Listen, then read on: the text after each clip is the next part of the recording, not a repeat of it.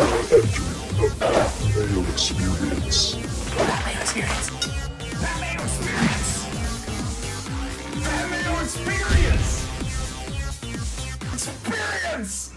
Welcome to the Pat Mayo Experience Week 10 DraftKings picks and preview. If you were looking for the Pat Mayo Experience Listeners League link and you couldn't find it until right now, guess what? It's in the description of this podcast and video. It took like 2 days to delay. Like, get your head out of your ass, DraftKings. Get me my link. Well, they finally did. It just took a lot longer than usual. It's in all the shows, all the normal spots. Please play. $15 to enter, 3 max entry, $45,000 of guaranteed money, plus my entries, which are dead, so it's even easier. Better than rake free. That's what I guarantee. The Pat Mayo Experience Listeners League Open. But if you want to get into a draw as well for 20 DK dollars, 2 ways to do so. 1, smash the like button for the episode. Leave your DraftKings handle in the comment section. Tell me your favorite running back play below $5,000 on the Week 10 main slate. The other way to do so, subscribe, rate, and review the Pat Mayo Experience audio podcast. Rate 5 stars, DraftKings handle, something you like about the show. Boom!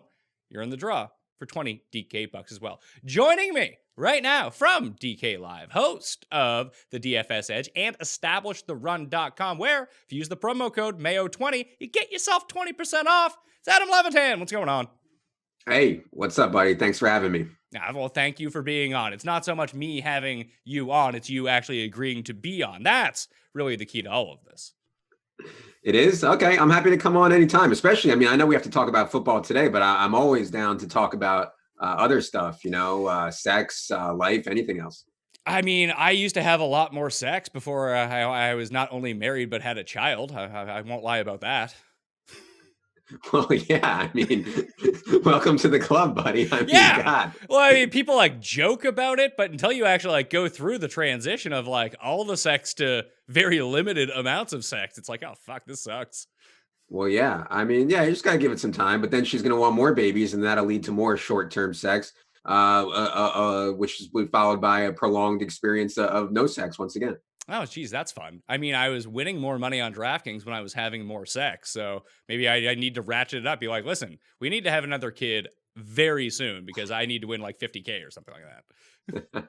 You think there's a correlation between the sex and the winning? Maybe. My biggest win ever was on my birthday, so maybe I just only play on my birthday every year. Birthday narrative, yeah. Maybe. And it'd be good this year because the Masters is on my birthday, so maybe I'll just win $1 million on my birthday. Oh, wow. Masters birthday. Wow. You really are. You're born for golf. It's really pathetic. Yeah. Well, it's not great now, but when I'm 60, if I make it there, which I probably won't, but then the golf is really going to come in handy, I think.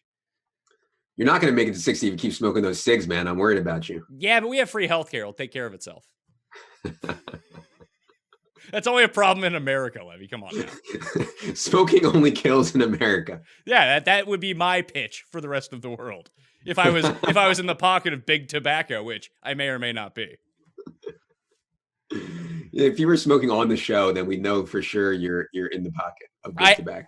I have actually toyed with, I saw Ed Reed smoking a stogie on Sunday Night Football. It's if he can smoke on NBC, why can't I smoke cigs when I do? I would be so much more fucking relaxed if I was smoking the entire time. And I would be the only person on video smoking. I feel like that would have cachet.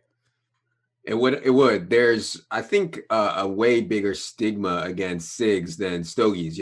Stogies are, old, I'm enjoying life, I'm relaxing, and cigs are I'm having a nervous breakdown and I'm trying to kill myself as fast as possible. Yes, that is the vibe that I want for this show. It's me.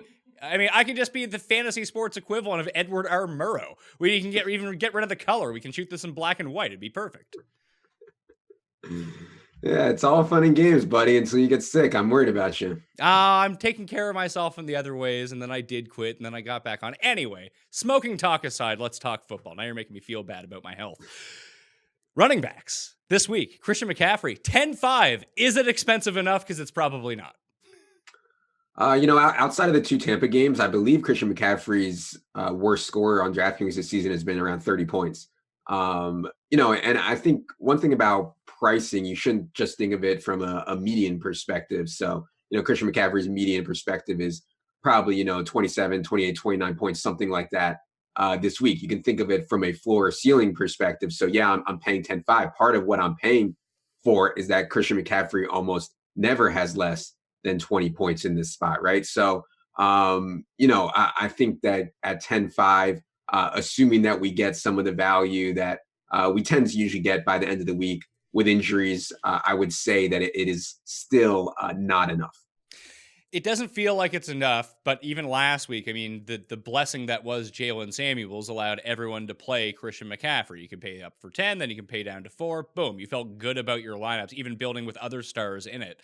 Now that he's even more expensive, if you look at like the next 10 or so running backs all the way down to $6,000, you got Barkley, Kamara, Aaron Jones, Latavius Murray, who you're not going to play at $7,300 as a backup, that awful Ingram, Nick Chubb, now with Kareem Hunt back, and then you have Marlon Mack, Le'Veon Bell, Derrick Henry, Jalen Samuels again, Todd Gurley, and then it goes down to David Johnson, who is expected to return in that tough matchup like you talked about against the Bucks. But let's say you didn't take McCaffrey. Who would be the other guy to start your lineup with? Because I feel like it's probably Kamara, isn't it?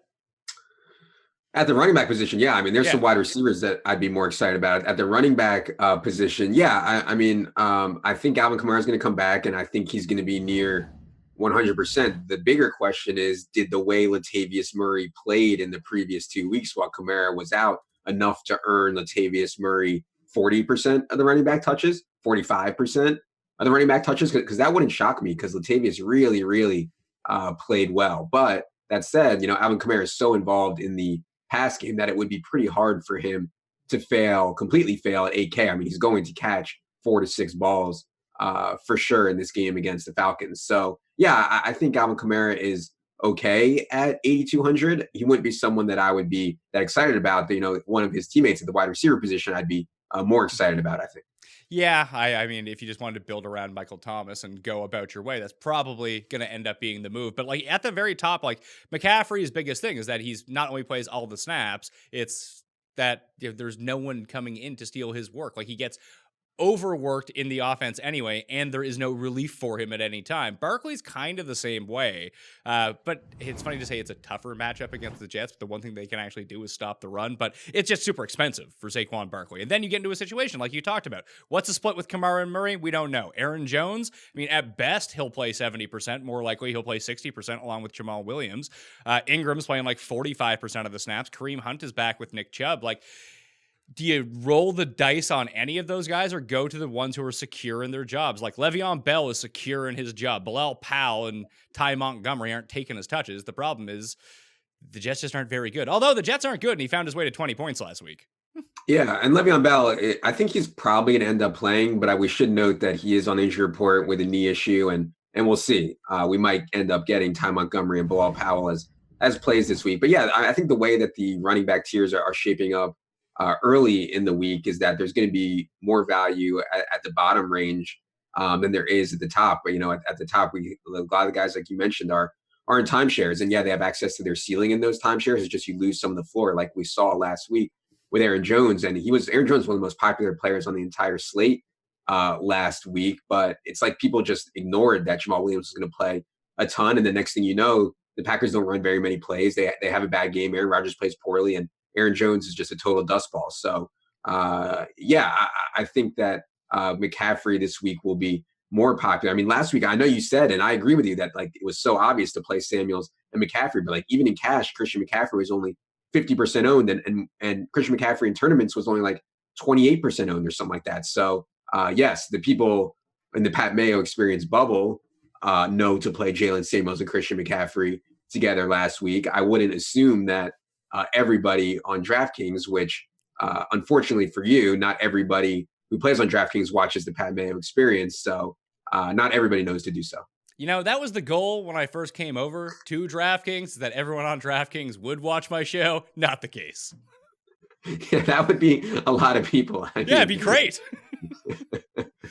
In the Pat Mayo Experience Open last week, I don't know what it was in the DFS Listeners League, but we had, I think Jalen Samuels was around 78% owned and McCaffrey was 61% owned. Those were like how it shook out. And then everyone else ended up being like, oh yeah, I'll play Russell Wilson too. And like everyone had a lot of points. Right.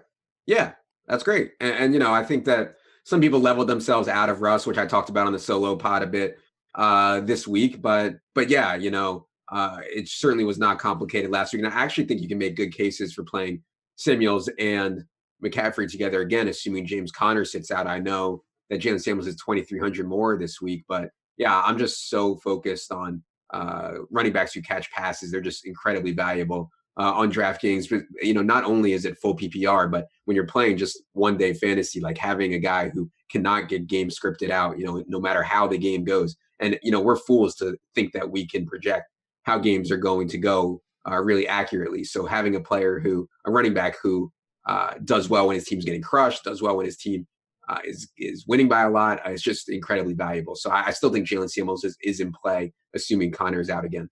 So he's at $6,300, and let's assume that Connor is out for this time right now. Like when I had Jesse Morris on last week's show, the doc, he kind of said that like if Connor doesn't play this week, I'd expect him to miss a few weeks because that means his AC joint sprain is more impactful than like the lowest grades. Like if he had the lowest grade, it would just be a pain thing, and he probably would play this week. If they actually sit him out, then it's more likely more serious than they originally thought, and he's probably going to miss like 2, 3, 4 weeks. So I wouldn't expect Connor to play, even though he's practicing in a limited fashion earlier on in the week.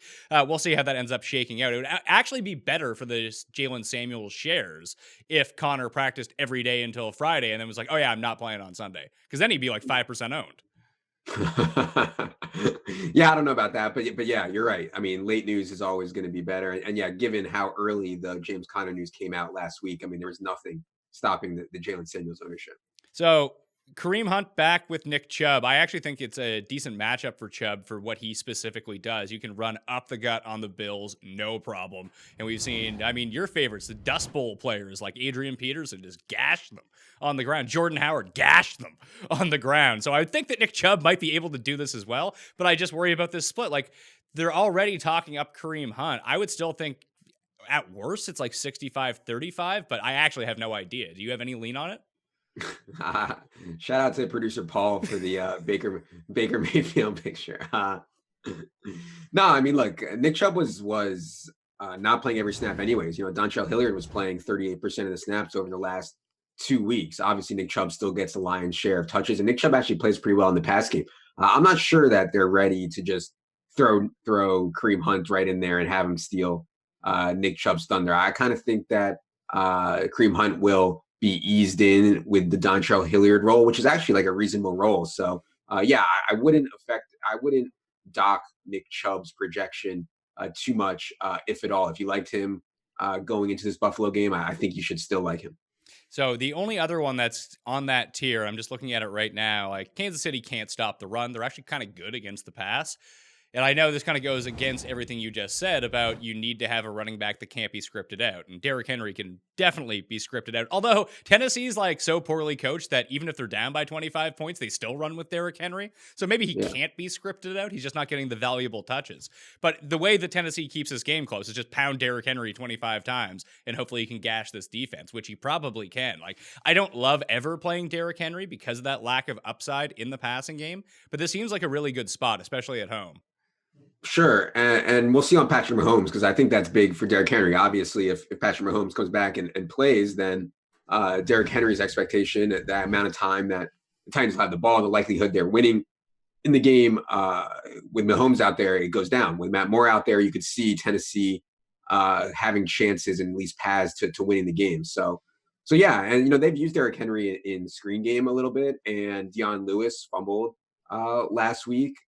So yeah, things are certainly pointing up for Derrick Henry. If you believe in the narrative that he plays better late in the season, that's certainly been the case in the past. So yeah, I could see it. I agree with you. I rarely play Derrick Henry, but he certainly put it right down my throat in the last 4 weeks of last season. He was going for like 40 points every slate. So the $5,000 range is super thin. It has both Arizona running backs. It does appear like David Johnson's going to come back. David Montgomery in a really nice spot. And I hate Devonta Freeman, but at $5,100, It seems like a spot. Like he's been catching a ton of passes whenever he's healthy. Like he could end up with 8 catches in this game for like 65 yards, and you just have to have him fall in the end zone in garbage time, and all of a sudden he's made it there. Like I don't think that he's good, but I like this situation with them as 13-point underdogs. Then you have Devin Singletary right below him, who seems like he's taken that job now in Buffalo. Maybe. We don't know what the Bills do on a week-to-week basis. Do you imagine either Montgomery, Freeman, or Singletary making it into any of your lineups?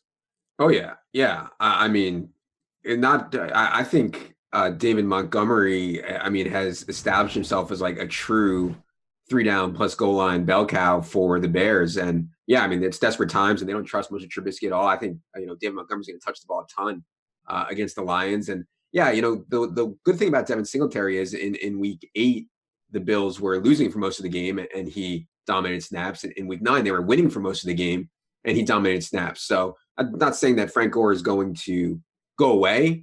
And I think Frank Gore is still going to get red zone touches, but I think that they're pretty happy with where they're at with Devin Singletary right now. So yeah, I think that's fine. And yeah, I actually think, David Johnson, I know he's 5,700. I know he's facing Tampa, but he's really likely to catch 4 or 5 balls. And at 5,700, you don't need a lot more beyond that. So I think he's at least in play too. Yeah, I do think that David Montgomery is probably the play of this $5,000 range. The one problem I have with Singletary is what you kind of hit on. Not only is Frank Gore still going to be involved, we don't know to what extent, but it's likelier going to come near the goal line than not. And then you have Josh Allen just stealing touchdowns, and that always happens.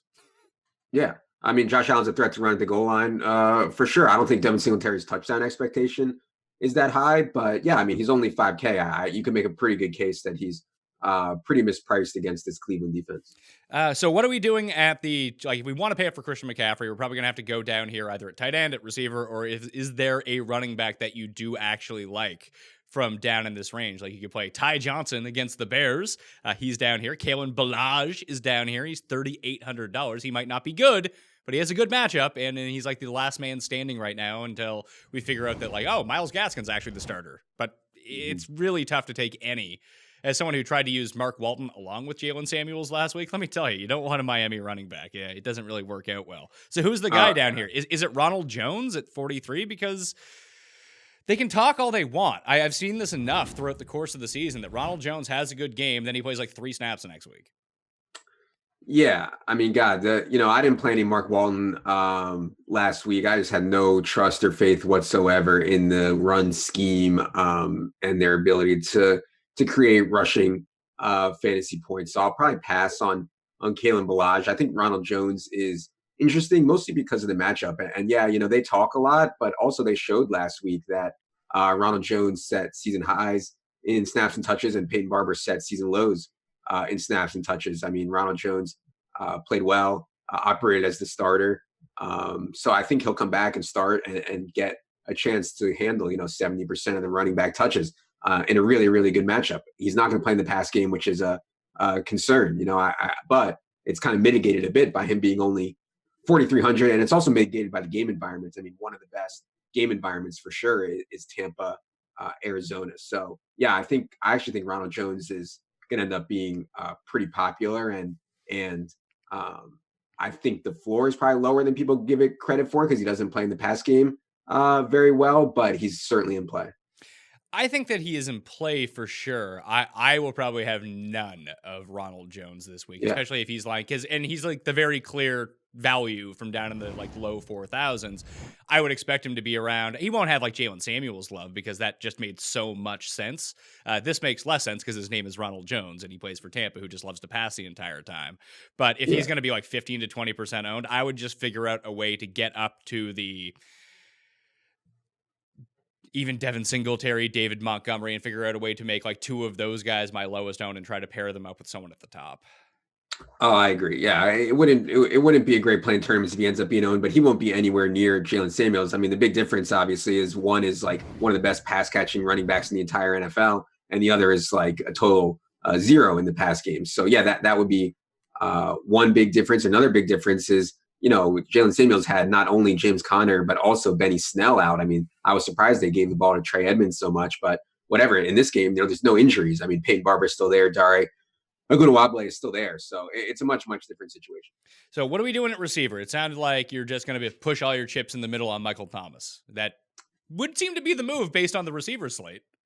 Yeah, I mean, God, Michael Thomas is like, they just don't want to throw to anybody. I mean, they don't want to throw to tight ends. They don't want to throw to Ted Ginn. They don't want to throw to Chaquan. They throw the ball to Michael Thomas when he's open, when he's covered in all parts of the field. He has one of the best matchups possible against the Falcons.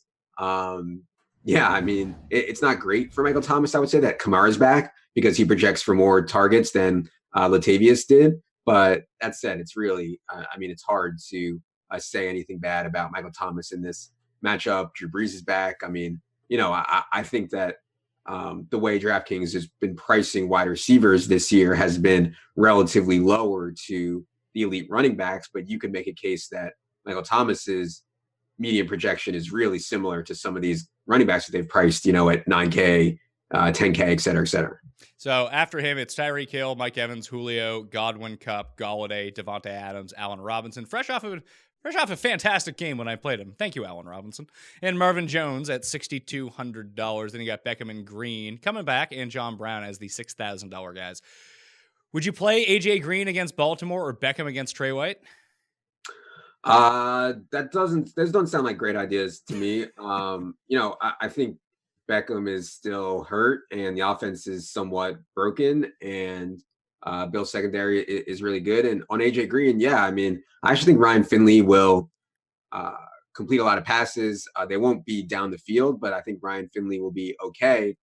Bigger concern for me is, this is AJ Green's first game of the entire season. It had an ankle issue, and the Ravens secondary, from a talent perspective, is among the best in the league right now with the way they've gotten healthy at the cornerback position. So, those would probably be two I'll pass on. Yeah, well, if you're just looking at the Bengals and obviously being such gigantic underdogs and the pace of play that they've had this year with Zach Taylor, just even running and passing for that matter, they just run an absurd amount of plays. And I wouldn't expect that to change too much with Finley under center, that Tyler Boyd is all of a sudden a fantastic value. And he's always better when AJ Green is playing. Mm-hmm. He's down at $4,700 now. It's extremely cheap for Tyler Boyd, and I think the way he runs routes fits well with Ryan Finley. It's an extremely difficult matchup against Marlon Humphrey for Tyler Boyd, and I think AJ Green coming back from a target projection, at least in theory, takes some targets away from Tyler Boyd, which I don't like. But yeah, Tyler Boyd is too cheap, I would say, 4,700. Yeah, there's a few of them down there in the 47s. But if we go with Michael Thomas, let's say we don't go with Michael Thomas. We want to be contrarian here. We're not going to go with Michael Thomas. Not suggesting that, but some people want to. Would you do Evans or Godwin? Because this does feel like a Godwin week over an Evans week. Yeah. In the buy low model this week, Godwin is in there and Evans is not, which essentially means that Godwin, his fantasy points have not been equivalent over the last 3 weeks to his opportunity that he's seen.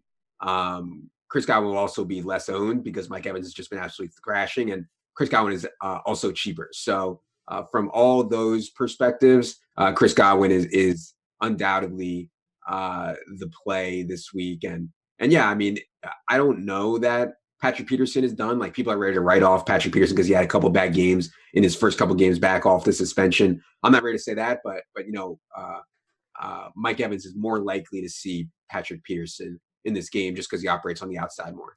Yeah, and it becomes one of those situations, too. We've seen this with the quote-unquote shutdown cornerbacks over history, that a lot of the times that they get credit for being good even past the point where they are shutdown corners, that the quarterbacks just see, oh, Patrick Peterson's on that side. I'm just going to throw it anywhere that's not to that side. And I could see Jameis falling into that trap.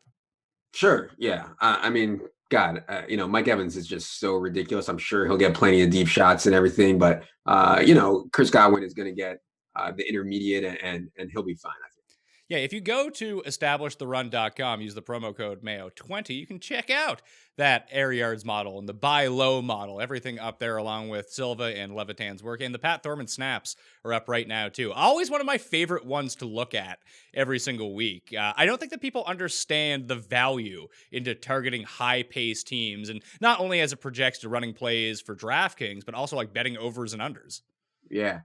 Yeah, for sure. And we're, certainly not betting experts, but I think a lot of stuff that we talk about, people can use and apply it to betting for sure. The offensive line, defensive line mismatches, It's just, that's the pace thing. And also the offensive line, defensive line is like, I mean, I don't want to say that it's not incorporated into markets, but it seems like it's at best or at worst, underrepresented in markets. Like people just aren't thinking about defensive line, offensive line mismatches, and it has such a huge impact on the game. So yeah, I think that article and the pace one are good if you're looking to bet on sports, which I know a lot of these Canadians and people with access to like all these books are willing to do.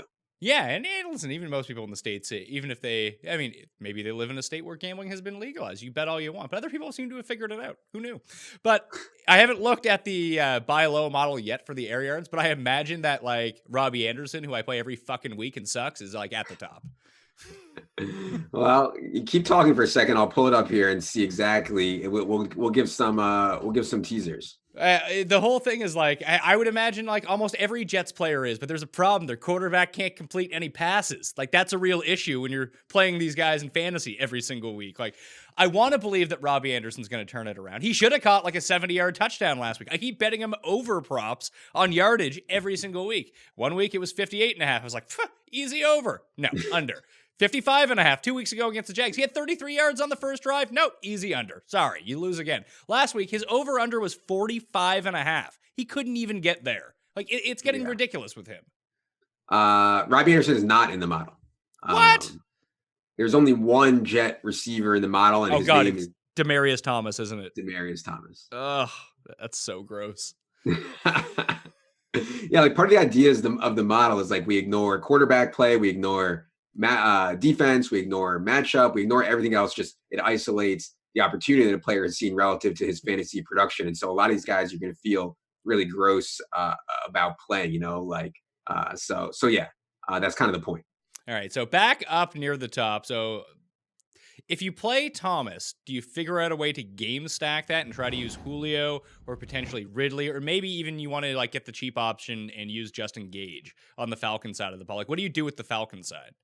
Yeah, so I expect Matt Ryan to be back for this game. It's a little concerning the in a high ankle sprain and guys trying to play on that. So that's a massive concern. I mean, Saints have one of the best defensive lines in the entire league, and Falcons offensive line, despite all their efforts to improve it in the offseason, has not really improved. So certainly no walk in the park for Matt Ryan in the pass game.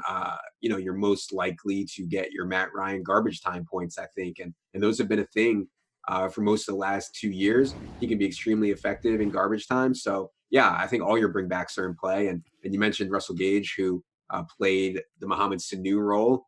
I was never one to get excited about Mohamed Sanu. I won't be one to get excited about Russell Gage. What I would say is the difference is that Mohamed Sanu was often priced, 4,700 on DraftKings. Russell Gage is 3,400 this week. So it's at least worth considering. But yeah, Hooper and Julio and Ridley and Gage are all going to be in play. I would note that Marshawn Lattimore will likely be shadowing Julio Jones. It doesn't mean he can't win that matchup, but just something to be aware of. I believe it was week 12 last year. So the last time that the Saints, I think it was on Thanksgiving. Can't really remember it this way. I remember it was week 12. Maybe that is Thanksgiving. But the Saints played the Falcons. The first time around was the game where Calvin Ridley scored the 3 touchdowns. And then the second game, they actually stuck Marshawn Lattimore on Calvin Ridley and let Julio run wild because they didn't want that happening again. Yeah, I'll have to go back and look at that. That's interesting to me. I mean, I would be shocked if they use Marshawn Lattimore on Calvin Ridley this year again, but they've used Marshawn Lattimore in different ways. He's definitely not a lock to shadow Julio. No, I think after they traded for Eli Apple last year, they felt a bit more comfortable, kind of just being like, listen, Julio's going to get his yards against you, Eli. Just try to limit it to as much as possible. This is why I kind of like Hooper and Gage if you're going to take it. Like you mentioned, it's the price point on Gage that's the most appealing, but we know that the slot corners on the Saints are not good. Right. Yeah, and that's where you want to attack the Saints, and we saw Chris Godwin get off against them there. So yeah, it's definitely where you want to attack the Saints. The other injury type news that could open up something up here is Devontae Adams. Yeah, he looked okay in his return, but I would expect him to be a little bit healthier, more acclimated to being back on the field. I'm not sure if Bradbury plays for the Carolina Panthers. He dealt with a groin injury and left the game last week. Like, groin injuries generally don't have you coming back right away. If he sits, I don't think anyone wants to use like Devontae Adams this week, but the price is down. We know what the upside is. He's sort of like a out of sight, out of mind type guy, but we know what the elite upside is. Yeah. Man, I thought Devontae Adams' price, and he's 6,900, and I'd have to look back to see when the last time Devontae Adams was 6,900 was, because Aaron Rodgers loves throwing the ball to Devontae Adams all over the field in the red zone. I understand Carolina's been good against wide receivers, but yeah, that one stuck out to me for sure in that range. I think Devontae Adams on most weeks is an 8K player. Do you think that Brandon Cooks ends up playing this week? No, definitely not. All right, so would that lead you to any of the Rams receivers? Because in my mind, I'm like, well, anytime you get a incredible slot player against the Steelers, they'll like try to cover him with a 400-pound dude, so Cooper Kupp's probably in play. But Josh Reynolds is the value that opens up. But I'm starting to think that with the way that the Rams have aligned their offense, like not playing as much 3 wide receiver sets, playing more 2 tight end sets, not a lot, but like significantly more than last year when it was like 95%, that I might just look to Gerald Everett in this game. Mm-hmm. Yeah. Last game when Cooks went out, they did just slide Josh Reynolds into the role. And last year, when Cooper Kupp was out, they just kept playing 3 wide sets. They slid Josh Reynolds into the role. Gerald Everett has played better this year. I'm not ready to say that Gerald Everett's going to be like a featured player and they're going to have him out there. I mean, Brandon Cooks' route tree and Gerald Everett's route tree like doesn't overlap at all, right? Like they couldn't be more different. So I don't know if they want to change their entire offense to accommodate Brandon Cooks' injury. So as Gerald Everett's price has gone up, I believe he's like 40 something, 45. He's $3,800. Gerald Everett is? Oh no, sorry, Josh Reynolds is. Sorry, Josh Reynolds is. Yeah. So I think that Josh Reynolds and Gerald Everett. Gerald Everett's certainly a more talented player and a better player, but I think Josh Reynolds from a price perspective is probably better. But yeah, I mean, I'm not sure. So it's definitely a thin one. So the other 2 like values that have opened up, no T.Y. Hilton, no Patrick Gambeau, the Frenchman, he is gone. So Zach Pascal is $5,300. I mean, even if it's Hoyer, I don't think that matters. That seems like an awful lot of target share for $5,300. And right below him is DJ Moore at $5,200, who has been good every single week, basically, and has yet to have a huge game. Feel like that's coming at some point. Yeah, DJ Moore was number 1 in the buy low model last week. Ended up playing him in cash and yeah, and he had a really good DraftKings day because he just barely snuck over 100 yards and he had 7 or 8 catches. So that was really good on DraftKings getting the bonus and getting the PPR. But you're right, he hasn't had like a huge blow up game. So yeah, I think DJ Moore is certainly a better play than Zach Pascal. I mean, you're not getting a bargain on Zach Pascal. I mean, he's more expensive, or he's like right in the range with like Robert Woods and Calvin Ridley and DJ Moore and Sammy Watkins. Like it's hard for me to say that Pascal is significantly better than those guys just because he's the number 1 receiver for the Colts. And he's facing the Dolphins. It is a good matchup, but I still feel a little bit better about those other guys. So the other guys in the 4K range, we talked about Tyler Boyd a little bit. The ones I had identified were Devontae Parker. Now there's no one left, unless maybe you want to use Albert Wilson. Easier throws against the Colts anyway. Jarvis Landry against the Bills. Like watching the Browns game last week, they really want to get Jarvis Landry involved, even if he's like quadruple covered. They still want to force it to him. But against the Bills, the receivers that we've seen do well are the over the middle, short A-dot guys. It just seems like the Bills give up those passes. Like they're willing to give up those passes. Yeah, I mean, Jarvis Landry was a lock last week, and I'm surprised that his price didn't come up more. I understand the Bills are very good, but like Pat said, I think the way you want to attack them is with guys like Jarvis Landry, and the betting market seems to think that the Browns are going to play well here. I was shocked that the Browns opened up as a 3-point favorite. I think the Bills are clearly a better team. I understand that they're going on the road here. And here's the thing. So I had it opened at 2.5. I looked at the percentages of betting on each side. Right now, the Bills are taking 95% of the money, and the line has actually moved towards the Browns. Like, if you ever believe in reverse line movement, just smash the Browns this week. Yeah. And I mean, I'm sure those people are smarter than me, but regardless, if you think the Browns are going to play well, then I would think that Jarvis Landry would have a lot to do with it, and for him to still be below 5K, I think is probably a misprice, especially for cash, where the low ADOT stuff and 7 catches for 50 yards from Landry at 4,900 is actually pretty good for cash. Do you think you could mine that similar, like without Preston Williams around? So you have Devontae Parker on one side, he's going to get his. We'll talk about Gesicki when we get to tight ends. But is there another Dolphins receiver you can see being viable, whether it be Alan Hearns, Albert Wilson, Jakeem Grant, any of those guys would you consider? No, I think we've used up all of our Dolphins run good last week. I think it's enough. All right. So is there anyone besides Gage or Reynolds in the 3K area that has your interest whatsoever? 0. Okay.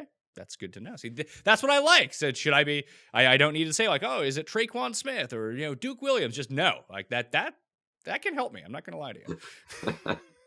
I now I don't have to sit here talking myself into terrible plays. It's perfect.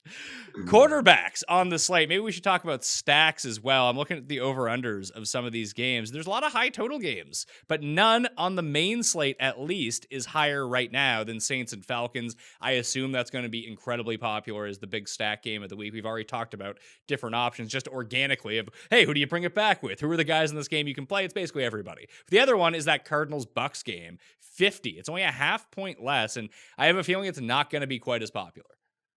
Yeah, I think when people expect blowouts, you see them come off a little bit. So I can see the Falcons guys being a bit underowned and leaving that game a little bit underowned. I think people probably believe that Cardinals and Bucks will be closer. So yeah, I actually kind of think that game might be more popular. And there's so many like direct paths. Like the Bucks are. That was the thing about the Bucks Seahawks game last week. Like you didn't have to guess about who to stack. Like if Jameis has a good game, it's Evans and Godwin. If Russ has a good game, that it's Lockett and Metcalf. Like there was really aren't other places to go. And so with the Bucks this week, again, I think that'll be super, super popular. And I think with good reason. I mean, the Cardinals have played a little bit slower of late, but this should be a really pass-centric game. And yeah, when run defenses like the Bucks play well and the Bucks run game themselves is inefficient like it's wont to be sometimes with Ronald Jones, like you just get so many pass attempts and you get so many more plays and get so many more big plays. So yeah, I think this one actually maybe sets up better for game stack to me than Saints Falcons. If that's the case, we didn't really talk about any of the Cardinals guys. Who you mentioned David Johnson just a little bit in terms of his pass catching floor and what that could open up. It does feel like Christian Kirk might be the guy here. Yeah, and Christian Kirk played outside more last week, which isn't great for him because I think the way that Cliff Kingsbury's offense has always kind of worked is the inside guys were the primary guys, and they're still kind of mixed and matching there. So I think Christian Kirk comes with a bit of a lower floor, but yeah, I mean Christian Kirk's just a really good player, and no matter where he plays, I think he's gonna have success. So the other game, and this was kind of the case last week, that I took a big stand on using Phillip Rivers. I was like, he's so cheap. He's going to pass all over the Packers. Well, he did pass all over the Packers, but threw no touchdown, so that was not great. But again, this week, you have Green Bay and you have Carolina. That game is at 47. That is the third highest projected game of the slate. I doubt very many people are going to go to this one in terms of any sort of stack. We've kind of talked around a lot of these guys. Like, what if you used Rodgers, Devontae Adams, and Christian McCaffrey? If you could find the value to fill out the rest of your roster, I doubt very many people are going to go that route. Or is that too outside the box here? Oh, no. I mean, that's definitely in the box. I mean, one thing that you can look at with stacks is like, well, here are my list of my best values. How many of them are coming from the same team? And you would highlight DJ Moore. You would highlight Curtis Samuel. You would highlight Devontae Adams.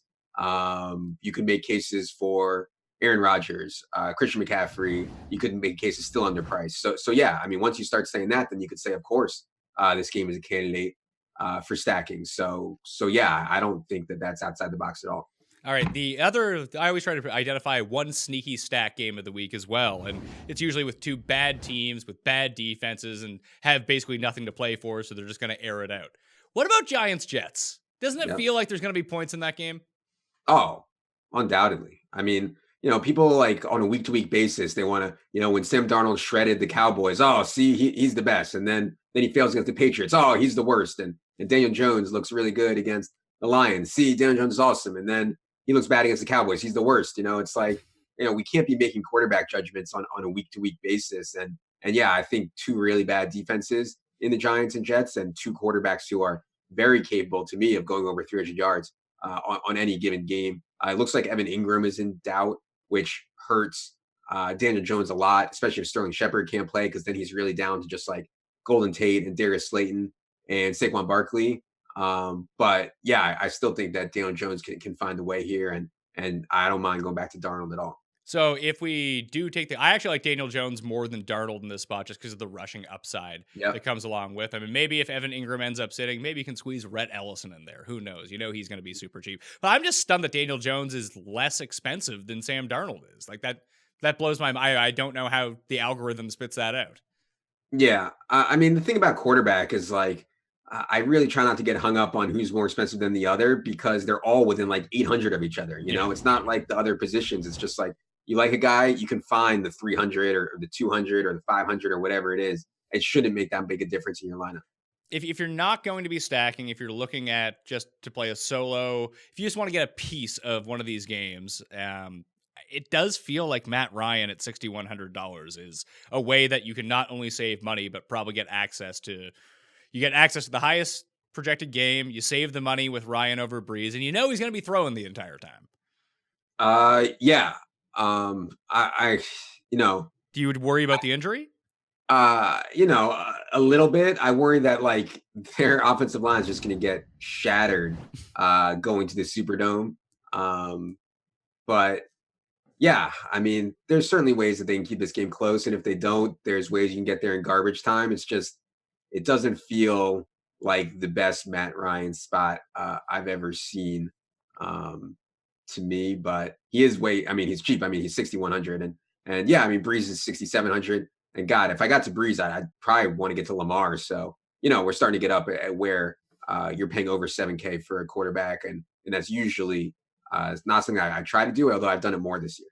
If Mahomes is revealed to be healthy, we probably won't know that until Friday, Saturday, maybe even Sunday. What would you expect the sentiment to be around him? Where people be like gung-ho, like, oh man, Mahomes is back. I got to play Mahomes. Or let me wait and see with Patrick Mahomes to see if he's healthy enough. Because I would expect if he's playing, then he's most definitely healthy enough. And I wouldn't imagine many people would actually use him here. Like, that would change the way that I build a lot of teams this week, that I'd probably just use Tyreek Hill, Travis Kelce, and Patrick Mahomes and just go back to that again. Yeah, I mean, the Titans have just been getting absolutely shredded by outside receivers. Just absolutely murdered. So, yeah, Patrick Mahomes' mobility looked fine when he was celebrating the game-winning field goal last week. He's expensive. I think he's, 7K or something like that. Yeah. Lamar Jackson is going to be more popular. Even if Patrick Mahomes was healthy, I think Lamar Jackson in the spot against the Bengals would be more popular and more people would want to play him. But Patrick Mahomes is for sure an awesome play. And yeah, it depends when the news comes out. If it comes out Friday that he's fine, he's playing, I think Mahomes will be among the highest owned quarterbacks. I mean, he just always is. Okay, so if we go for like the cheap quarterback route, who is on the radar? Both Darnold and Daniel Jones for you. Is Tannehill on the radar? Yeah, the only one below Daniel Jones that crossed my mind was Finley. Was Ryan Tannehill? No. Was Tannehill, and Tannehill showed his rushing ability. Tannehill has started a ton of NFL games. The Chiefs can get you into shootouts. Chiefs can get you into garbage time. So yeah. Whereas I think for Derrick Henry, it's better if Matt Moore starts. I think for Ryan Tannehill, it's better if Patrick Mahomes starts. But either way, I think Tannehill is okay. I wouldn't be excited about it, but it's okay.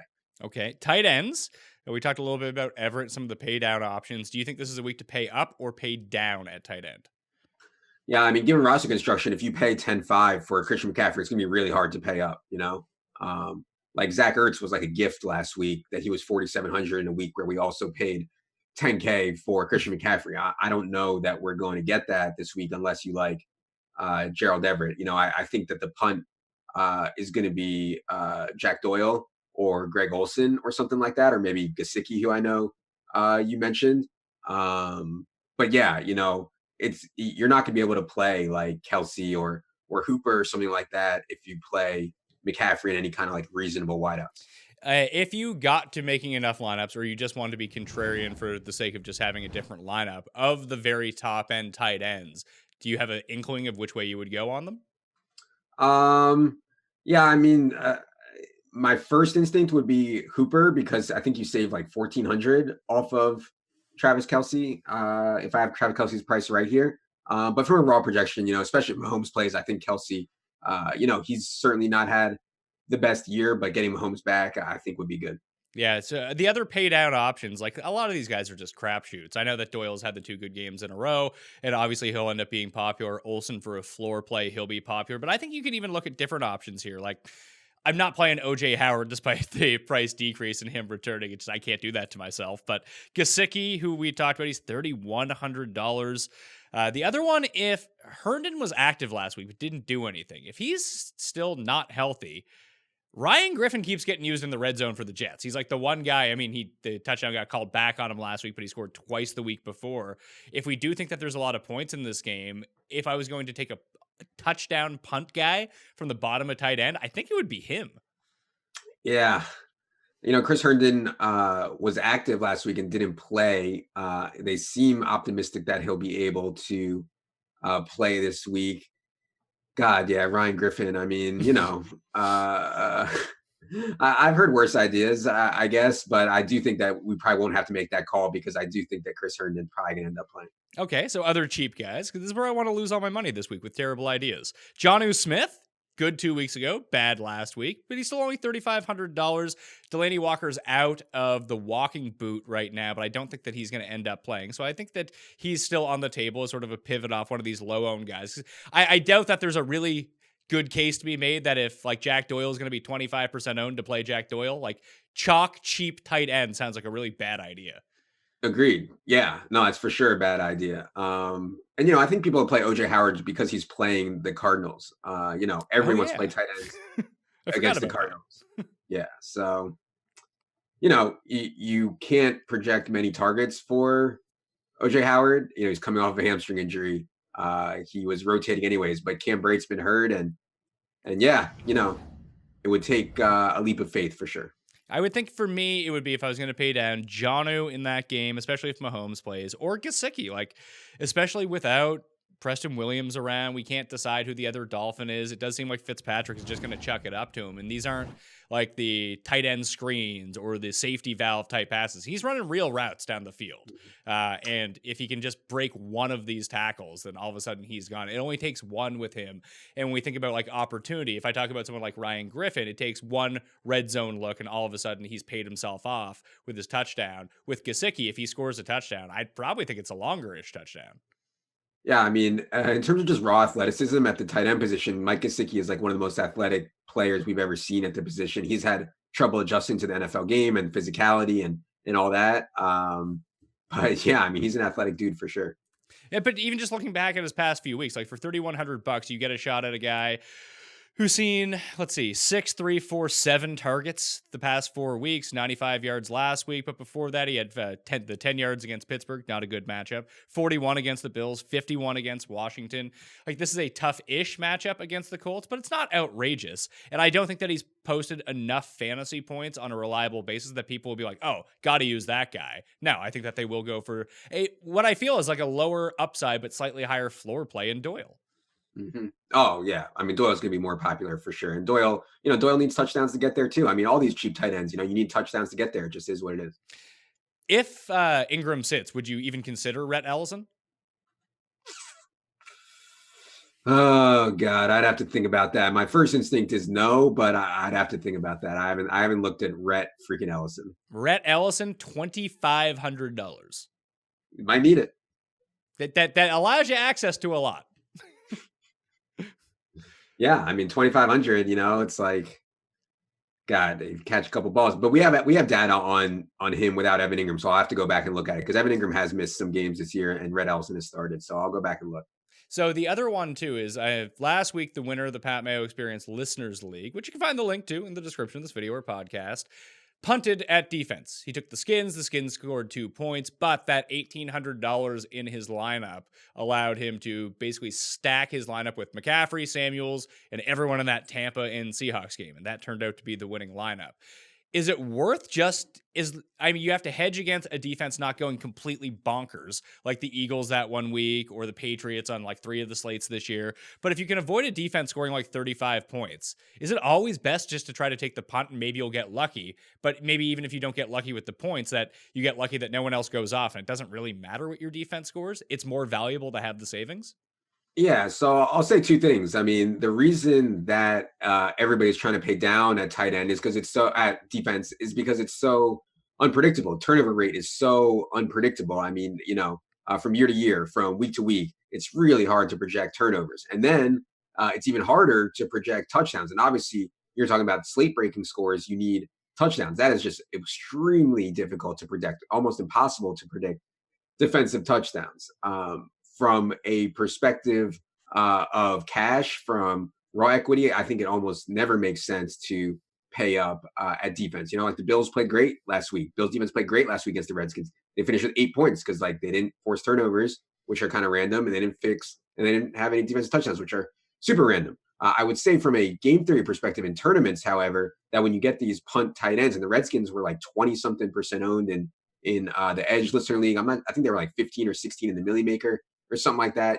I don't want to play a punt defense at that kind of ownership from a game theory perspective, because you're not really gaining that much. Like even if they play well, you got access to a bunch of other stuff, but you don't really gain that much on the field. So I try to stay away from it in tournaments, but in cash, like paying down a defense, I think is undoubtedly the right play. So if that's the idea, this week you have, let's say, 4 pay down defenses. You have the Cardinals at 22, the Titans at 2,000, which could be in play if Matt Moore ends up going. Cincinnati Bengals, $1,700. Atlanta Falcons, $1,500. The Cardinals would be the most intriguing if Mahomes plays, but I feel like everyone will take the Titans if Matt Moore starts.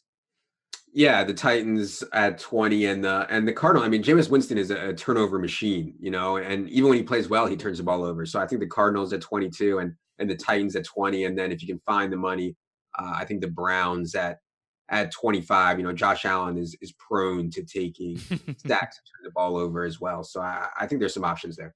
Yeah, so just objectively looking at it, the Browns are one of my favorite plays on the slate at $2,500. The Steelers, I love at $2,600 against this Rams team. Hopefully that the offensive line isn't quite back yet. If Mahomes plays, Chiefs D, an attacking defense against a miserable offensive line is only $2,700. Plus, you have those slate breakers in the return game that we know that they can, eventually they're going to return one of these for a touchdown. They're too damn fast not to. If you were to pay up, the Giants at $2,800 intrigue me a little bit. Again, good defensive line against the worst offensive line in football. And then the Rams at $3,000. I don't think you need to go above the Rams unless you really want to get to the Saints, and I think that's just too expensive.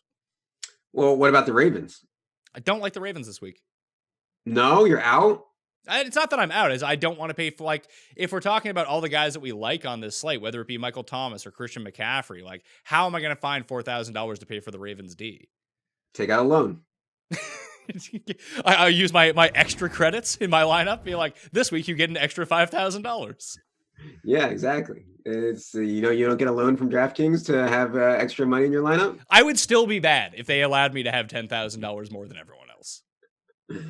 I think from a raw expectation, I mean, Ravens against Ryan Finley, I think makes sense. I actually think Saints against Matt Ryan has a really high upside. And what about Colts against Ryan Fitzpatrick, who's a turnover machine? Like all those, I think are in play. I agree with you about the Steelers and the Rams, but yeah, I think paying up, if that's going to be contrarian, like that would be something I would want to explore in tournaments, or some of those higher price ones like Colts and Saints and Ravens. Like, if it came down to it, would you rather have the Ravens and Saquon Barkley or Christian McCaffrey and the Browns?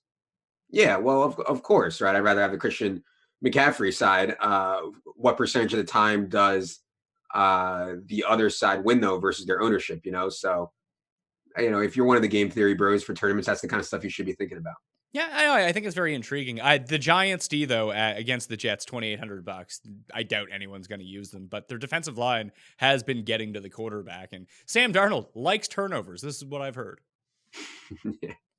He also likes like kissing chicks and messing up his toenail and getting mono and stuff like that. He's a mess. You would almost say that it sounds like he's cursed. Almost sees Almost. ghosts. Sees ghosts. There's black cats on the field at MetLife. Like there's something spooky going on with the Jets this year, especially Sam Darnold. So I'd watch out for that. Anyway, Levy, anything else to add for the week, or just watch your guys' stuff?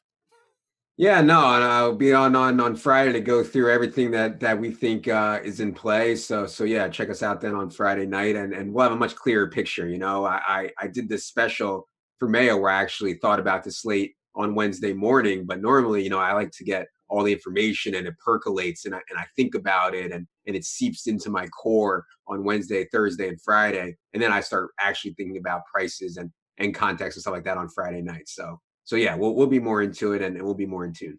Yeah, so I mean that's the purpose of this show to begin with. That's why it comes out on the Wednesday. It's the first look at the week. Like let's brainstorm some ideas here. What are we thinking?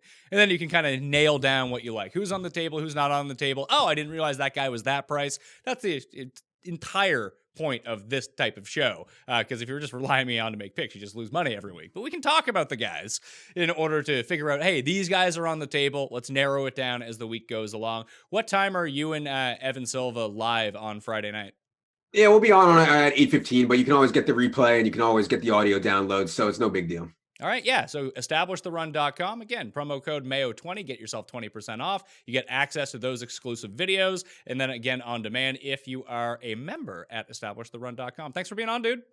All right, thanks for having me, buddy. All right, I'm Pat Mayo. You can follow me at the PME, Twitter, Facebook, Instagram. Subscribe to the Pat Mayo Experience audio podcast. And if you do, and you download the episodes, and then you leave a 5-star review, DraftKings handling something nice about the show, you're in a draw for 20 DK bucks, just like you will be if you smash the like button for the episode. Leave your DraftKings handle in the comment section, and tell me your favorite running back below $5,000 this week on the DraftKings main slate. Check that all out. My cheat sheet will be out on DK Playbook on Friday evening, maybe Saturday morning, depending on how much I drink on Friday night. And that'll do it. So check that out then. I'm Pat Mayo. Thanks for watching. I'll see you next time. Pat Mayo Experience! Experience!